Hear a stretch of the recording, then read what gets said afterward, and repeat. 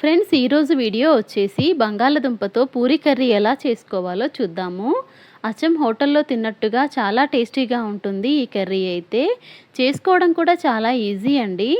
మనము బయట తినడం కన్నా ఇంట్లో చేసుకుంటే చాలా హెల్దీ కదా. సో ఈ కర్రీ వండడానికైతే ముందు బంగాళదుంపల్ని ఉడికించుకోవాలి. ఇంకా ఉల్లిపాయ, పచ్చిమిర్చి, పోపు గింజలు అన్నీ రెడీ పెట్టుకోవాలి. బంగాళదుంప ఉడికిన తర్వాత తొక్క తీసేసి కట్ చేసుకొని పక్కన పెట్టుకోవాలి. ఒక 2 టేబుల్ స్పూన్ల శనగపిండి తీసుకొని కొంచెం వాటర్ వేసి పేస్ట్ లాగా కొంచెం లిక్విడ్గా ప్రిపేర్ చేసుకొని పెట్టుకోవాలి. స్టవ్ పైన గిన్నె పెట్టేసి ఒక 4 టేబుల్ స్పూన్ల నూనె వేయాలి. నూనె వేడెక్కిన తర్వాత పోపు దినుసులు వేయాలి. ఒక ఎండుమిర్చి, ఒక పచ్చిమిర్చి.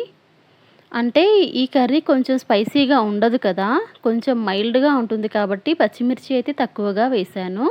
అలాగే పెద్ద ఉల్లిపాయ కట్ చేసి ఆ ముక్కలు కూడా వేయాలి. ఉల్లిపాయ కొంచెం వేగిన తర్వాత 1 టీ స్పూన్ అల్లం వెల్లుల్లి పేస్టు, కొంచెం కరివేపాకు వేసి మరి కాసేపు వేయించాలి. చిటికెడు ఇంగువ కూడా వేయాలి. ఒక 1/2 టీ స్పూన్ పసుపు వేసి మంచిగా కలపాలి. ఇప్పుడు ఉడికించిన బంగాళదుంపల్ని తొక్క తీసి కట్ చేసి ఆ ముక్కలు ఇందులో వేసి మంచిగా కలపాలి. ఒక్క 2 నిమిషాల పాటు అలాగా ఫ్రై చేసుకోవాలి.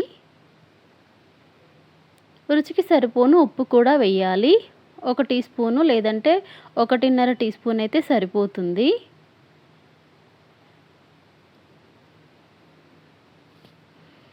ఒకటి లేదా 2 నిమిషాలు అలా వేగిన తర్వాత శనగపిండిని లిక్విడ్ ప్రిపేర్ చేసుకున్నాం కదా, ఆ లిక్విడ్ వేసి కొంచెం నీళ్లు కూడా వేయాలి. ఒక 1/2 లీటర్ దాకా నీళ్ళైతే వేసాను, చిక్కబడుతుంది కదా శనగపిండి వేసాం కాబట్టి. ఇంకా మంచిగా కలిపేసి ఒక 5-6 నిమిషాల పాటు ఉడికించాలి. ఉప్పు చెక్ చేసుకోవాలి ఒకసారి. 5-6 నిమిషాల తర్వాత అయితే ఉడికిపోతుంది. ఇప్పుడు దీంట్లో కొంచెం కొత్తిమీరాకు వేసేసి స్టవ్ ఆఫ్ చేసుకుంటే కర్రీ అనేది రెడీ అయిపోతుందండి.